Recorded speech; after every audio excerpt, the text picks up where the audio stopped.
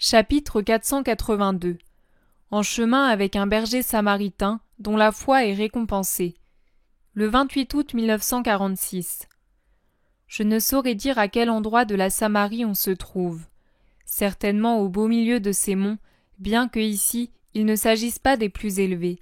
Ceux-là dont les pics escarpés se détachent sur le ciel, maintenant serein, se trouvent plus au sud.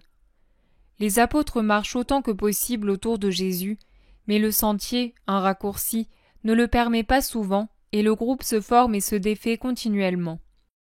Ils rencontrent sur les montagnes beaucoup de bergers avec leurs troupeaux, et c'est à eux que s'adressent les apôtres pour demander si c'est bien le sentier qui mène à la route des caravanes qui va de la mer à Péla. Bien que samaritains, ils répondent toujours sans grossièreté aux questions.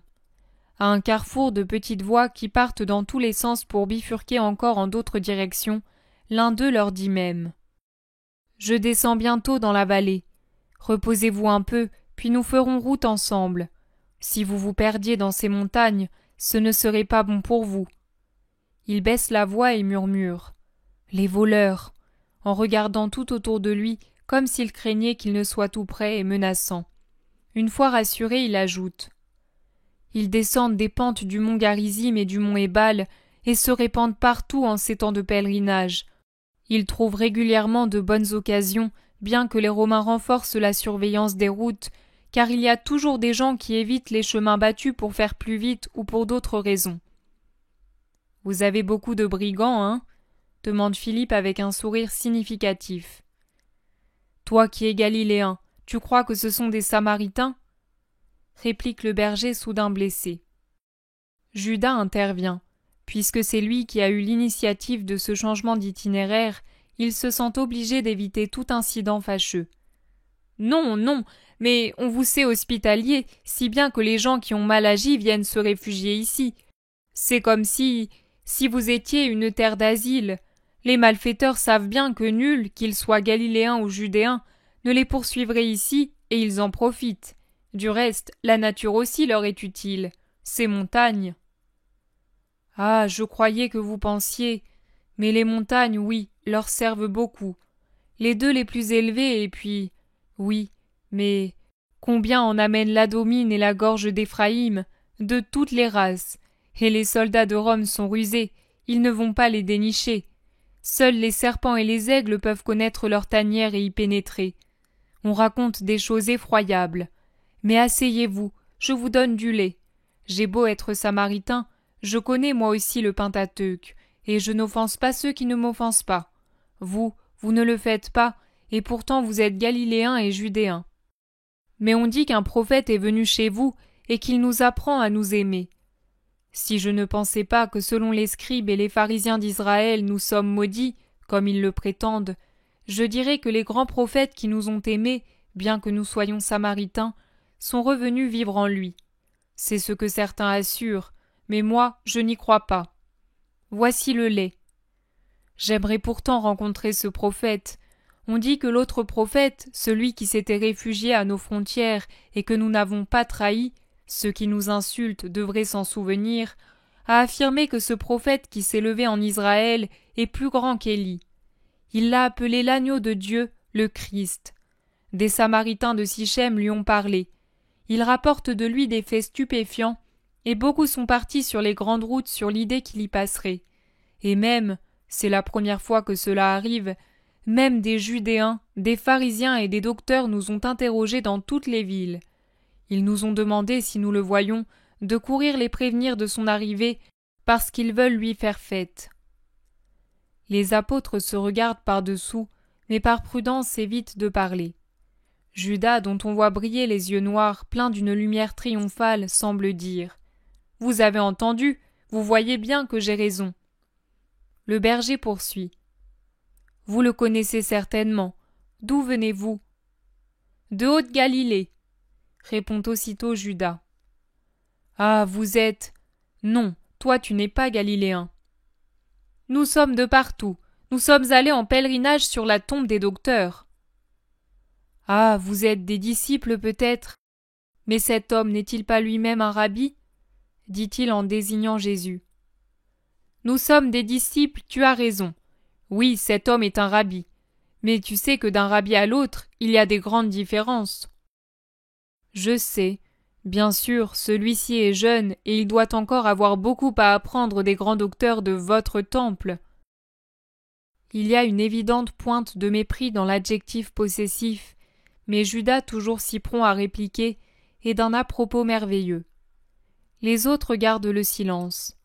Jésus semble plongé dans ses pensées, de sorte que la flèche ne provoque pas de réplique. Au contraire, Judas dit en souriant. Il est très jeune, en effet, mais c'est le plus sage d'entre nous. Et pour mettre fin à la conversation qui pourrait devenir dangereuse, il poursuit. Tu dois rester encore longtemps ici, car nous voudrions être en bas à la nuit. Non, j'arrive. Je regroupe mes brebis et je viens. C'est bien, nous prenons de l'avance pendant ce temps. Et il se lève avec les autres pour prendre tout de suite le sentier. Et quand un bosquet touffu le sépare du berger, il rit à gorge déployée. Comme il est facile de se moquer des gens. Êtes-vous persuadé maintenant que je ne mentais pas et que je n'étais pas un imbécile? Non, tu ne mentais pas, mais tu viens de mentir maintenant. J'ai menti? Non. Comment peux-tu dire ça, Philippe? J'ai su dire la vérité sans entraîner de dommages. Est-ce que nous ne venons pas de Haute-Galilée? Ne sommes-nous pas de partout? Ne sommes-nous pas allés un jour nous faire lapider pour vénérer les tombeaux des docteurs? Et n'en sommes-nous pas passés tout près, même lors de notre dernier voyage vers Giscala? Ai-je nié que Jésus est un rabbi? N'ai-je pas dit qu'il est le plus sage de nous tous? À ces mots, je pensais, et je riais intérieurement, qu'en disant nous, j'offensais les rabbis tous inférieurs au maître, bien qu'ils croient ne pas l'être, et je me moquais du berger. Ah, il faut savoir dire les choses, et on dit tout sans péché et sans dommage. Jude fait une grimace de dégoût. Pour moi, c'est toujours mentir. Eh bien, je l'ai fait, moi. Mais tu as entendu, hein? Ils ont laissé tomber leur prévention, leur dégoût, leur suffisance pour dire à des Samaritains de signaler le passage du maître pour lui faire fête aux frontières. Ah, quelle fête! La fête, eux aussi ont su parler et penser en mentant à une vérité. Judas de Kériote a raison. Remarque Thomas. Jésus se tourne et intervient. Oui, leurs paroles sont une odieuse tromperie. Mais dire une chose pour une autre dans une bonne intention, c'est toujours répréhensible. Crois-tu que le Seigneur ait besoin de cela pour protéger son Messie? Ne mens plus, même dans un bon but. L'âme s'habitue à imaginer le mensonge et les lèvres à le proférer. Non, Judas, évite le manque de sincérité. Je le ferai, maître, mais taisons-nous à présent. Le berger nous rejoint au pas de course. En effet, le berger arrive suivi d'un pâtre et d'un chien. Il pousse en avant les brebis, qui, sentant la proximité du bercail, se mettent à courir en sautillant, bêlent, se heurtent, passent de force entre les apôtres et les bousculent presque. Ils ne s'arrêtent qu'après avoir réussi avec l'aide de l'enfant et du chien à ralentir les brebis et à les rassembler pour les empêcher de s'éparpiller ou de descendre seuls dans la vallée. Ce sont les bêtes les plus stupides qui existent sur la terre, mais elles sont si utiles, dit-il en s'épongeant le front, et il soupire. Ah, si Ruben était encore là, mais avec ce gamin-ci seulement. Il secoue la tête en descendant derrière ses brebis que le chien et l'enfant en tête du troupeau tiennent groupés, et il monologue. Si j'arrivais à trouver ce prophète, samaritain comme je suis, je lui parlerai. Et que lui dirais-tu? Demande Jésus. Je lui dirai, j'avais une épouse bonne comme une eau de montagne pour un assoiffé, et le Très-Haut me l'a prise. J'avais une fille bonne comme sa mère, mais un Romain l'a vue, il l'a prise pour femme et emmenée au loin. J'avais un garçon, mon aîné, qui était tout pour moi. Il a glissé sur la montagne un jour de pluie et s'est rompu la colonne vertébrale. Il est aujourd'hui immobile. Il est tombé malade à l'intérieur et les médecins disent qu'il va mourir. Moi, je ne te demande pas pourquoi l'Éternel m'a puni, mais je te supplie de guérir mon fils. Crois-tu qu'il pourrait te le guérir? Oui, bien sûr, je le crois, mais je ne le verrai jamais. Pourquoi en es-tu tellement certain? Lui, il n'est pas samaritain. C'est injuste et c'est le Fils de Dieu à ce qu'on dit. Vos pères ont offensé Dieu. C'est vrai, mais il est écrit aussi que Dieu pardonnera la faute de l'homme en envoyant le Rédempteur. On lit cette promesse dans le Pentateuque à côté de la condamnation d'Adam et Ève. Et le livre la cite en plusieurs endroits. S'il pardonne cette faute-là, peut-il ne pas me traiter avec miséricorde, moi qui ne suis pas coupable d'être né samaritain? Je crois que si le Messie connaissait ma souffrance, il en aurait pitié. Jésus sourit mais ne dit mot. Les apôtres aussi ont un sourire entendu que pourtant le berger ne remarque pas. « Cet enfant n'est donc pas ton fils ?» demande Jésus. « Non, c'est le fils d'une veuve qui a 8 garçons et qui souffre de la faim. Je l'ai pris comme aide et comme fils pour n'être pas seul plus tard, quand Ruben sera dans la tombe. » Il soupire.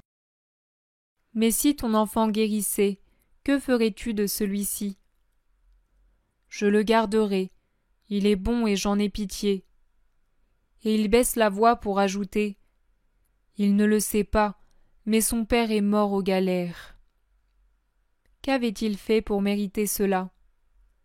Rien de volontaire, mais son char avait renversé un soldat ivre et il a été accusé de l'avoir fait exprès. Comment savez-vous qu'il est mort?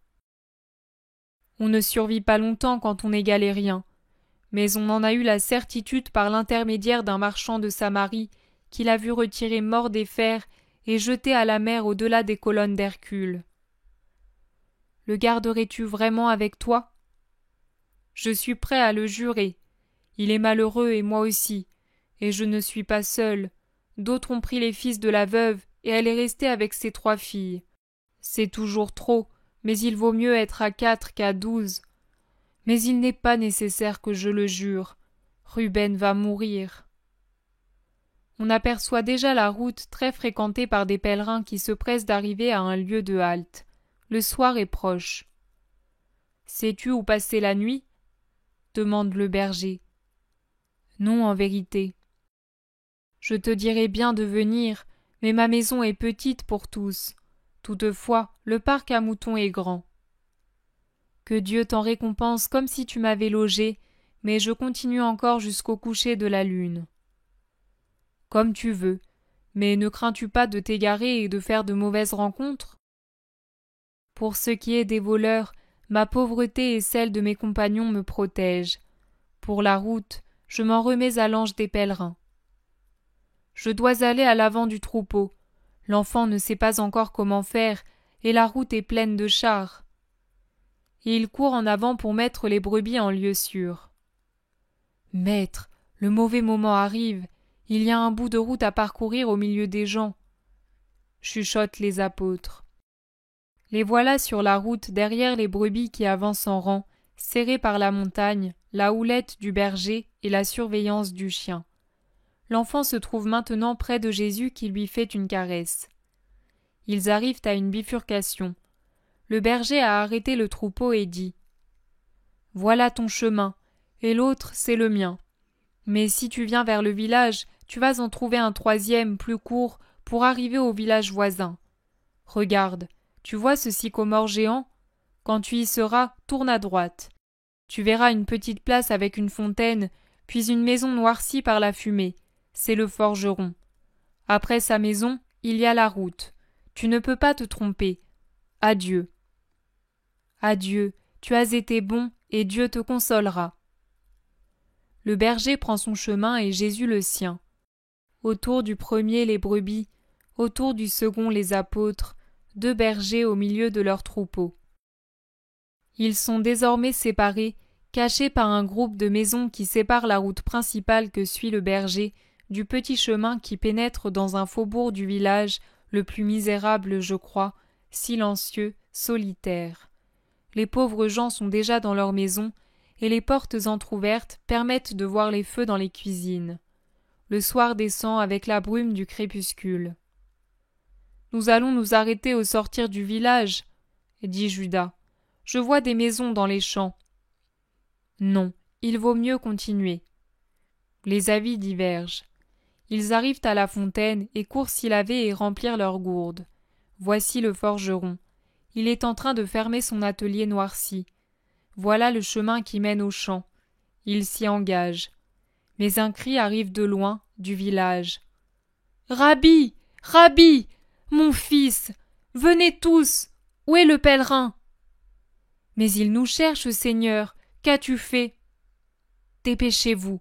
Si nous arrivons à ce bois, personne ne nous verra. » Ils courent à travers un pré couvert du dernier foin coupé, atteignent un talus, le gravissent, disparaissent, poursuivis par des voix qui maintenant sont nombreuses, et par des gens qui s'éparpillent hors du village, appelant plutôt que regardant, car désormais la pénombre dissimule beaucoup de choses. Les poursuivants s'arrêtent au pied du talus. « C'était le rabbi qui allait à Sichem, je vous dis. Ce ne pouvait être que lui. Il a guéri mon Ruben. Et moi qui ne l'ai pas reconnu. Rabbi! Rabbi! Rabbi! Permets-moi de te vénérer.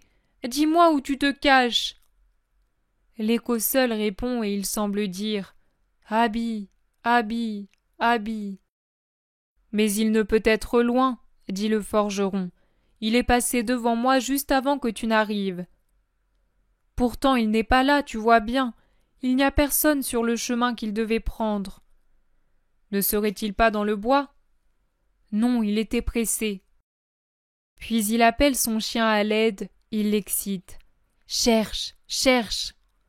Un moment, le chien semble près de découvrir la cachette, car il se dirige vers le bois après avoir flairé le pré. Mais soudain, l'animal s'arrête, interdit, une patte levée, le museau en l'air. Puis, trompé par je ne sais quoi, il part en aboyant dans la direction opposée. Les gens courent derrière lui. « Que le Seigneur soit loué !» s'exclament les apôtres en poussant un soupir de soulagement. Ils ne peuvent se retenir de demander au maître. « Mais qu'as-tu fait, Seigneur ?» C'est tout juste s'ils ne lui font pas de reproches. « Tu sais qu'il vaut mieux ne pas nous faire remarquer, et toi ?»« Et ne devrais-je pas récompenser cette fois ? Et n'est-il pas bon qu'il me croie sur la route qui va de Dotaïn à Péla ? Ne voulez-vous donc pas qu'il ne comprenne plus rien ? » « C'est vrai, tu as raison, mais si le chien t'avait découvert ?» « Ô Simon, tu ne penses pas que celui qui impose sa volonté, même à distance, aux maladies et aux éléments, et qui chasse les démons, ne peut pas l'imposer à un animal ? Maintenant cherchons à rejoindre la route au-delà du tournant. Ils ne pourront plus nous voir. Allons. » Et c'est presque à tâtons qu'ils avancent dans le petit bois de la colline, pour revenir sur la petite route éclairée par la lune qui se lève, loin du village entièrement caché par la colline.